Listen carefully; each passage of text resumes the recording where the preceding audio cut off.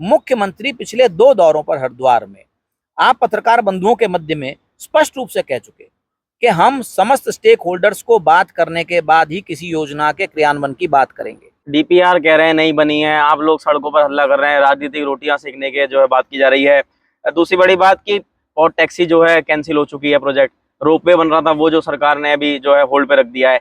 तो कॉरिडोर को लेकर भी कह दिया है कि बात होगी, फिर किस बात का आप लोग जो है विरोध कर रहे हैं? कहीं ऐसा तो नहीं कि मेयर चुनाव आ रहा है और सब अपनी अपनी जो है टिकट की दावेदारी पार्टियों में दिखाने के लिए? कि जो काशी पर इन्होंने बात कही कि वहाँ छोटे छोटे मंदिर थे और विदेशी आक्रांताओं से उनको बचाने के लिए उनके चारों तरफ भवन बना दिए गए। आज मोदी जी ने विदेशी आक्रांताओं की तरह से उन मंदिरों को रोहिंग्या मुसलमानों से तुड़वाया। ये सबसे बड़ी समस्या की बात है जो भाजपा के लोग नहीं समझ पा रहे हैं। आने वाले 20 साल बाद, 30 साल बाद, 40 साल बाद हरिद्वार का क्या रूप होगा, उसको अगर हम आज चिंता नहीं करेंगे, आज उसकी योजना नहीं बनाएंगे, तो फिर कब बनाएंगे? तो इनडायरेक्टली आपका मतलब कहना है कि हरिद्वार के स्वरूप को देखते हुए कॉरिडोर जैसे चौड़ीकरण की बात हो या सुंदरीकरण की बात हो, ये होना चाहिए। उससे पहले जब कांग्रेस सरकार थी तब भी हरिद्वार में जगह जगह अतिक्रमण था, तो चाहे सरकार चाहे आपकी हो चाहे आपकी हो, अतिक्रमण तो मुद्दा बना हुआ है, उस पर राजनीति हो रही है। देखिए, ये जो भ्रम फैलाने का काम है यही किया जा रहा है और यही इसी प्रकार से बिना तथ्यों की बातों को कहकर जनता का रुख बरगलाने का काम करते हैं। जैसे अभी इन्होंने संविधान की प्रति दिखाकर चुनाव में भ्रम फैलाया। हम अतिक्रमण हटाने के नाम पे भी सहमत है, बिल्कुल हटना चाहिए, अतिक्रमण स्थायी रूप से हटना चाहिए और उस पर ऐसा कानून बनना चाहिए कि कोई भी व्यापारी अतिक्रमण ना करे, हम उस बात के लिए सहमत हैं। आपने कहा कि मास्टर प्लान जो है वो लागू सही से नहीं हो पाया है, लेकिन इस समय सरकार जो है पिछले 7 साल से 8 साल से है भाजपा की, यहाँ पर सांसद लगातार रहे हैं भाजपा के, 2014 से विधायक रहे हैं, फिर किसकी कहाँ कमी रह गई? और हरिद्वार जो अभी भी मूलभूत सुविधा, पानी जमा हो जाता है बारिश में, सीवर पाइपलाइन जो है वो जगह जगह लीकेज हो जाती है, बिजली की समस्या है अपनी, कहीं अंडरग्राउंड केबल भी नहीं है उत्तरी हरिद्वार की बात करें, तो फिर कैसे ये काम हो पाएगा? यही तो हम भी तो यही कहते हैं कि जब भी विकास की कोई बात होती है तो हमारे मित्र जो हैं उसमें विरोध करना शुरू कर देते हैं, जनता को भ्रमित करना शुरू कर देते हैं। हरिद्वार में बरसात के मौसम के साथ साथ अब एक ऐसा विषय चर्चा का विषय बना हुआ है जो काफी आम जनमानस से जुड़ा हुआ है और गाहे बगाहे इसकी चर्चा जो है वो चारों तरफ हो रही है। पक्ष हो या विपक्ष हो, इस पर जमकर राजनीति भी कर रहा है। और हरिद्वार में कॉरिडोर, जो कॉरिडोर आपने महाकाल में देखा, महाकाल कॉरिडोर, जो कॉरिडोर आपने काशी में देखा, ऐसा ही कॉरिडोर की सुगबुगाहट हरिद्वार में भी आने लगी है। और आज इसको लेकर बात करेंगे। भाजपा कांग्रेस के 2 नेता हैं हमारे साथ। हरिद्वार के जो जिला महामंत्री हैं आशुतोष शर्मा जी, वो हमारे साथ जुड़े हुए हैं, और दूसरी तरफ हमारे अनिल भास्कर जो कांग्रेस के नेता हैं वो हमारे साथ जुड़े हुए हैं, जो यात्रा भी निकाल रहे हैं इस कॉरिडोर को लेकर। दोनों से बात करेंगे, पक्ष भी सुनवाएंगे, विपक्ष भी सुनवाएंगे। जो मीडिया का काम है वो आपके बीच में हरी टीवी लेकर लगातार बना हुआ है। और आइए सीधा बात करते हैं पहले आशुतोष शर्मा जी से, कि क्योंकि केंद्र की योजना होती है जिसको राज्य सरकार से बात करके जो है लागू करवाया जाता है, राज्य सरकार उसको अपने संरक्षण में काम को करवाती है। अब तक इसमें जो है सीएम का मैं आपको बता दूं, जो उन्होंने कहा है कि आम जनमानस की जो हित है उसको ध्यान में रखा जाएगा। व्यापारियों में काफी असमंजस है, जो है कहीं ना कहीं राजनीति भी इसमें गरमाई हुई है। और हरिद्वार की बात करें तो यहाँ पर हर मुद्दे पर सबसे पहले जो चीज होती है वो राजनीति। आखिर ये राजनीति जो है, क्या कॉरिडोर बन पाएगा या नहीं बन पाएगा, दोनों से बात करेंगे, दोनों का क्या मानना है। स्वागत है पहले तो आपका। धन्यवाद आपका। आपने आज ये कुछ ज्वलंत मुद्दे हैं जो शहर को सीधे सीधे प्रभावित कर रहे हैं, उनको लेकर हमें आज बुलाया। मुझे लगता है कि आपके इस इंटरव्यू के बाद और इस चर्चा के बाद बहुत सारी अटकलों पर विराम लग जाएगा। जी, कॉरिडोर एक ऐसा मामला है, हर व्यक्ति से जुड़ा हुआ है, क्योंकि कनखल से लेकर हरिपुर तक, सप्तऋषि तक जो ये मामला जा रहा है, दूधधारी तक होता हुआ हर की पौड़ी से, सब व्यापारी चिंतित हैं इसको लेकर कि क्या काशी की तरह यहाँ पर कोई बड़ी तोड़फोड़ होने वाली है। सीधे सवाल करेंगे आज, उसका आपको जवाब देने होंगे, क्योंकि आप पक्ष की तरफ से और विपक्ष की तरफ से, विपक्ष से भी सवाल पूछेंगे आखिर वो राजनीति क्यों कर रहा है, क्या हरिद्वार में विकास नहीं होना चाहिए। तो क्या मानना है आपका इस पर? देखिए, हम अगर काशी से इसकी तुलना करें तो काशी में और यहाँ में बहुत अंतर है।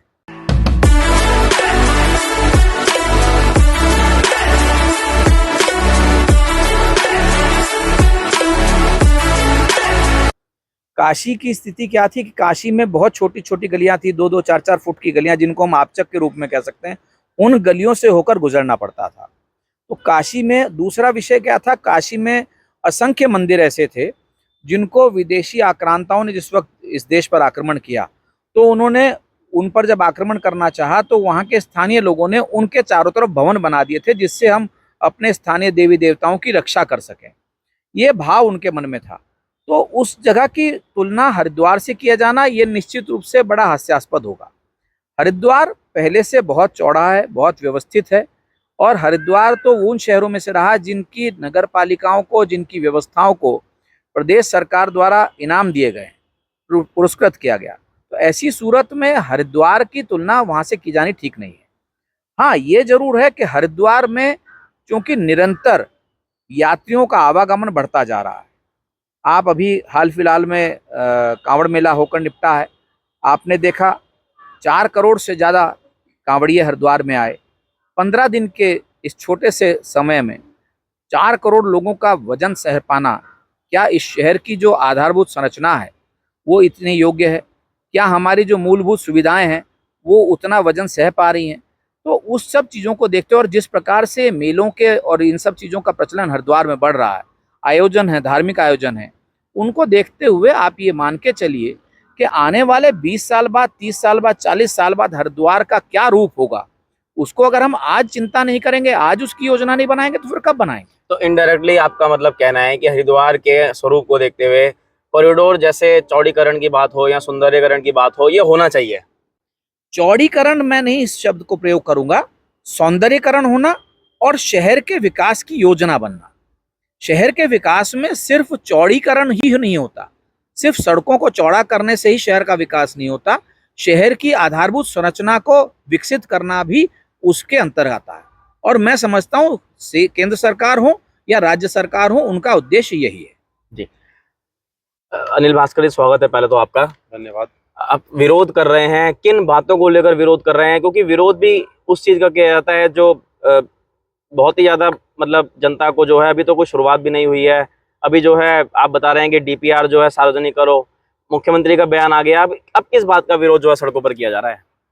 अभी मैं उन बातों को जो अभी आपने पूछा उससे पहले मैं जो बड़े भाई साहब हमारे आशुतोष शर्मा जी उन्होंने जो कहा, मैं उससे पकड़ करके आगे चलना चाहता हूँ कि जो काशी पर इन्होंने बात कही कि वहाँ छोटे छोटे मंदिर थे और विदेशी आक्रांताओं से उनको बचाने के लिए उनके चारों तरफ भवन बना दिए गए। आज मोदी जी ने विदेशी आक्रांताओं की तरह से उन मंदिरों को रोहिंग्या मुसलमानों से तोड़वाया। ये सबसे बड़ी समस्या की बात है जो भाजपा के लोग नहीं समझ पा रहे हैं, हमारे लिए बड़ी दुख की बात है। और ये ऑन रिकॉर्ड है। मैंने अभी पिछले दिनों राजीव नारायण शर्मा हैं, बहुत बड़े ज्योतिषाचार्य हैं, उनके इंटरव्यू में जब मैंने सुना कि वहाँ पे वो लोग जब काशी गए तो वहाँ के लोगों ने बताया कि इन मंदिरों को तोड़ने का ठेका एक गुजराती कंपनी को दिया गया। और जब गुजराती कंपनी के लोगों ने उत्तर प्रदेश के मुसलमानों से कहा कि मंदिर को तोड़ो, उन्होंने मना कर दिया। फिर बिहार के मुसलमानों से कहा, उन्होंने ही मना कर दिया। फिर ये बंगाल से पकड़ कर लाए रोहिंग्या मुसलमानों को। और ये उन्होंने यह तक बोला अपने इस इंटरव्यू में कि वहाँ पे जो मंदिर है उन्होंने अपने पैरों तक से रौंद करके उन मंदिरों को तोड़ा, जिन मंदिरों को अभी जैसा भाई साहब ने कहा कि विदेशी आक्रांताओं से बचाने के लिए लोगों ने अपने घर के चारों तरफ मकान बनाए कि वो अपने भगवान को बचा करके रखें, उनको सुरक्षित रखें, उनको सम्मान के साथ रखें। इस सरकार के समय मैं समझता हूँ पहली ऐसी सरकार होगी जो हिंदुओं के नाम पे ऐसा काम कर रही है और वो उन जन भावनाओं के विरोध में और हिंदुत्व के खिलाफ, उस सनातन परंपरा के खिलाफ वो लोग काम कर रहे हैं। जितने भी अपने हिंदू स्थल हैं उनको तोड़ने का, उनको कॉरिडोर के नाम पे बर्बाद करने का, उनको तहस-नहस करने का काम ये सरकार कर रही है। ऐसा काम कभी नहीं हुआ। विकास के नाम की बात करते हैं। अभी आपने भाई साहब ने आपने जब पूछा आपसे कि सड़क चौड़ी करने वाली बात आई तो आपने उस बात से सहमत नहीं थे। तो यानी कि मैं इस बात पे आपसे बता देना चाहता हूँ कि आदरणीय हमारे बड़े भाई साहब भी अंदर से, भीतर से कॉरिडोर से सहमत नहीं है। वो सौंदर्यीकरण के नाम पे सहमत है, हम भी सहमत हैं। हम अतिक्रमण हटाने के नाम पे भी सहमत है। बिल्कुल हटना चाहिए अतिक्रमण, स्थायी रूप से हटना चाहिए और उस पे ऐसा कानून बनना चाहिए कि कोई भी व्यापारी अतिक्रमण ना करे। हम उस बात के लिए सहमत हैं। लेकिन कोई भी ऐसा कार्य है कि कोई यहाँ की एजेंसी बाहर बैठ के उसका डिसीजन लेगी और हरिद्वार के लोगों को मालूम भी नहीं होगा। हमें कम से कम, अरे हमें उसमें मेंबर ना बनाए, हमारे भाजपा के जो बड़े भाई हैं, नेता हैं, शहर के हैं, उन लोगों को। आपका कहना है कि दरकिनार किया जा रहा है, भी बात करेंगे। इन्होंने सीधे तौर पर कहा चौड़ीकरण को लेकर आप जो है वो फेवर में नहीं है और अलग विषय काशी की बात करी, इस पर आपका जवाब। काशी की बात पे बड़ा स्पष्ट कह दूं, देखिए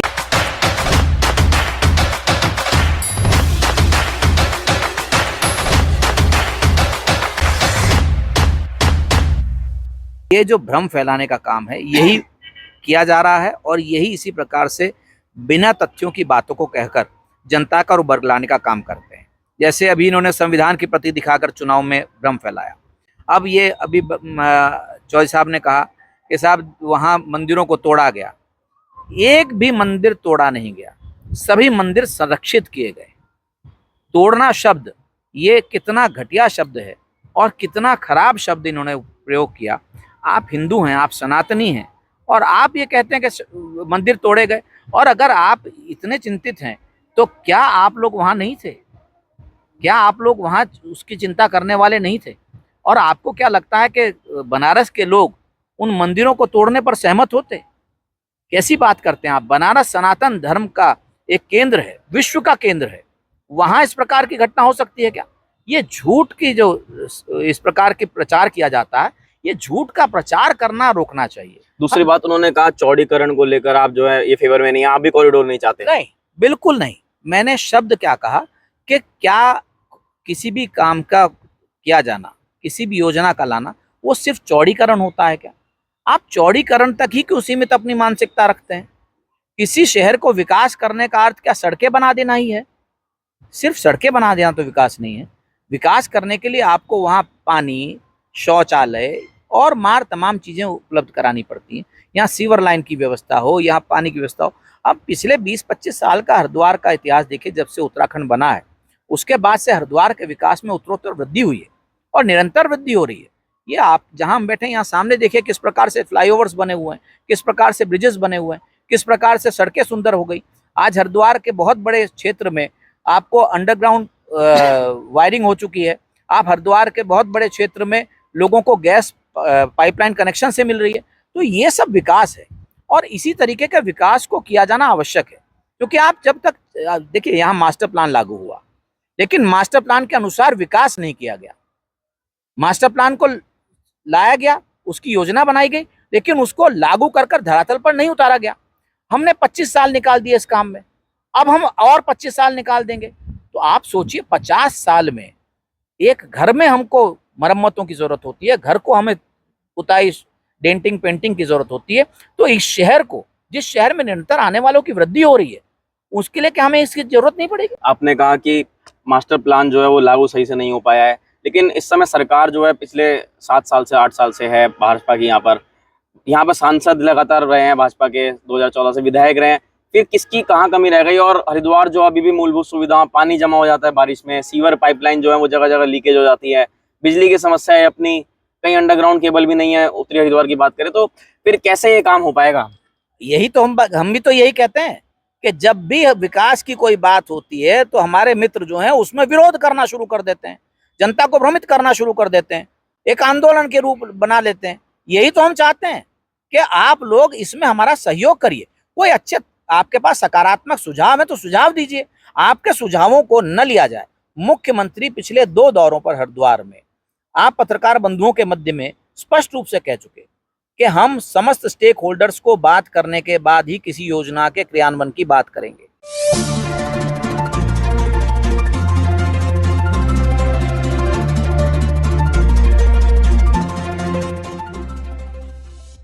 और आज भी मेरे कोई भी कांग्रेसी मित्र ये नहीं कह रहे कि कॉरिडोर नहीं आना चाहिए, ये कह रहे कॉरिडोर की डीपीआर सार्वजनिक करो, क्योंकि इनको मालूम है डीपीआर अभी बनी ही नहीं है।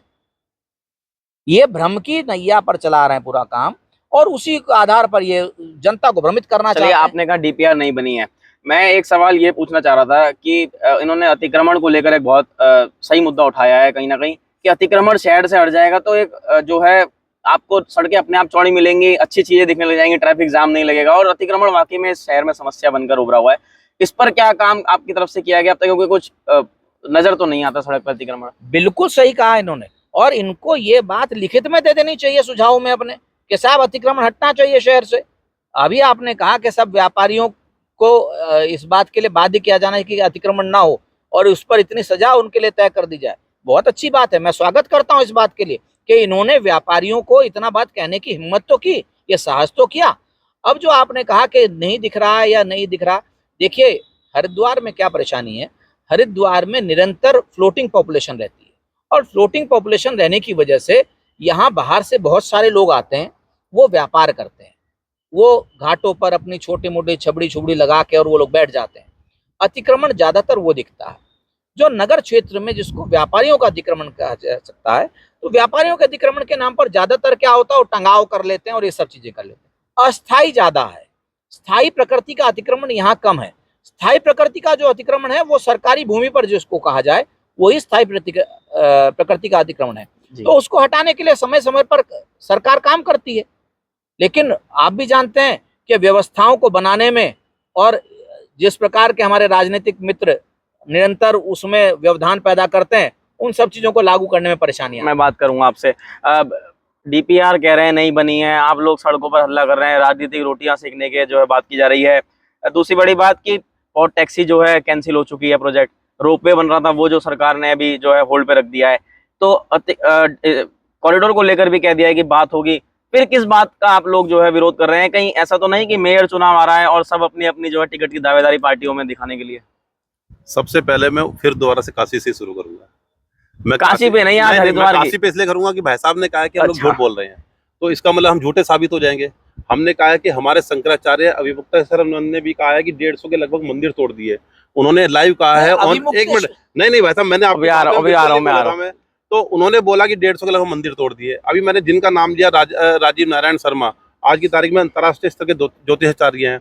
उसके बाद स्थिति यह बनी कि वहां पर जब ये कॉरिडोर बनाया जा रहा था, वहां के तमाम अखबारों की और मीडिया उठा के देख लीजिए किस प्रकार से वहां पर लोगों के ऊपर एक तरह से प्रेशर बनाया गया प्रशासनिक रूप से।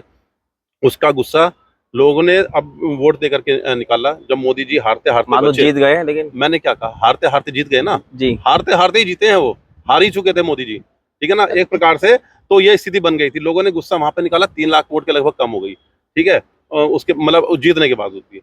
दूसरी बात मैं आपसे ये कहना चाहता हूँ कि चलिए आपने इस बात को माना कि सरकारी स्तर पर अतिक्रमण है हरिद्वार के अंदर, इसे कौन दूर करेगा? आपने ये कहा कि यहाँ पर भीड़ बहुत आती है, एक फ्लोटिंग भीड़ आती है। व्यापारियों के सुझाव की आपकी तारीफ करी उन्होंने जी। हाँ, उन्होंने आपने तारीफ की, लेकिन साथ साथ आपने व्यापारियों का बचाव करते हुए ये कहा है कि सरकारी स्तर पर अतिक्रमण है। बिल्कुल, हम भी उसी बात को मानते हैं, हम गलत थोड़ी कह रहे हैं कि आपने गलत कहा है, बिल्कुल, लेकिन उसको दूर कौन करेगा? आज सत्ता में आप लोग हैं, पिछले जैसे अभी आपने कहा कि 5 साल पहले भी सत्ता में आप थे, तो इस व्यवस्था को बनाने का कौन पहल करेगा? दूसरी बात है, भीड़ जो है, पहले जब इतने साधन नहीं थे, गाड़ियां नहीं थी। एक सेकंड रोकूंगा, उससे पहले जब कांग्रेस सरकार थी तब भी हरिद्वार में जगह जगह अतिक्रमण था। तो चाहे सरकार चाहे आपकी हो चाहे आपकी हो, अतिक्रमण तो मुद्दा बना हुआ है, उस पर राजनीति हो रही है। देखिए,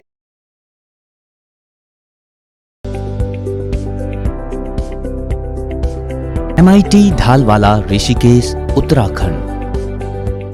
अतिक्रमण एक समय समय पर हटता है और उसके बाद जो अस्थायी अतिक्रमण होता है, मेले के समय हटता है, मेले के समय उससे हटाया जाता है। इस बार अभी कावड़ मेला हुआ है, ये बता दीजिए पंचदीप में से कौन सा कावड़ मेला, कौन सा अतिक्रमण हटा है? और जबकि 1996 में सोमवती अमावस्या पे उसी जहाँ पर आज की तारीख में अतिक्रमण है, गऊ घाट के सामने, उसी घाट के सामने अतिक्रमण की वजह से भगदड़ मची थी, लोग मरे थे, काफी लोगों की डेथ हुई थी। और आज उसी जगह पर अतिक्रमण है, पूरा मेला निकल गया, जिसमें आपने बताया कि 4 करोड़ लोग आए थे, वो अतिक्रमण बिल्कुल नहीं हटाया गया, वो अतिक्रमण आज भी है। अवैध तरीके से पार्किंग बना दी गई शहर के चारों तरफ तरीके से, उसमें वसूली चल रही है भाजपा के लोगों के द्वारा। मैं साफ साफ कह देना चाहता हूँ, मुझे कोई दिक्कत नहीं है उसमें, सब लोग शामिल हैं। और ये कौन लोग हैं? आप जब कह रहे हैं तो नाम लेने में आपको क्या दिक्कत है? ये तो अधिकारी बोलते हैं ना कि क्या करें भाई साहब, हम तो जबरदस्ती स्थिति है कि वो तो बहुत सारे ऐसे काम नहीं कर पा रहे जो विकास से काम करना चाहते हैं अधिकारी, वो कहते हैं जी, वो आकर रुकवा देते हैं, कहते हैं नहीं ये तो काम चलेगा। अच्छा चलिए, ये पार्किंग का मुद्दा, ये इस पे आएंगे आप, पहले सुन लीजिए, उनका भी जवाब लेना है। या तो फिर आप उन्हीं का जवाब, नहीं आपका भी ले जाएगा, अगर उन्हीं का सवाल नहीं आपका भी ले जाएगा।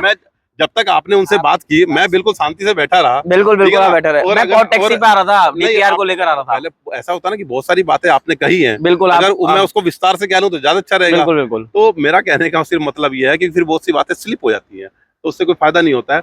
तो हमारा कहने का सिर्फ मतलब यह है कि मैं उनकी इस बात से सहमत हूँ कि सौंदर्यकरण हो, व्यवस्था बने, ये ना हो कि जैसे भी पुल बहुत सारे गिर गए जल्दीबाजी में, और कोई तो बिहार में गिरे हैं जी। अरे भाई साहब, बिहार में गिरे तो बिहार में भी कोई दूसरी सरकार थोड़ी आई थी, पाकिस्तान की सरकार थोड़ी आई थी बनाने के लिए, जी गठबंधन, ठीक है ना। हमारे वो जो हवाई अड्डे थे, वहाँ की चीजें गिर गई। आज की तारीख में संसद टपक गया, आज की तारीख में भगवान राम के मंदिर टपक गए, ठीक है ना, वो टपक रहे हैं। अब अयोध्या की सड़कों की स्थिति आपको पता ही है, वहाँ की रेलवे स्टेशन की दीवार गिर गई। तो अगर ऐसा ही अतिक्रमण, वो क्या बोलते हैं, विकास होना है, तो ऐसे विकास से अच्छा हमारा ये पुराने वाला विकास बहुत अच्छा है। और सच्चाई है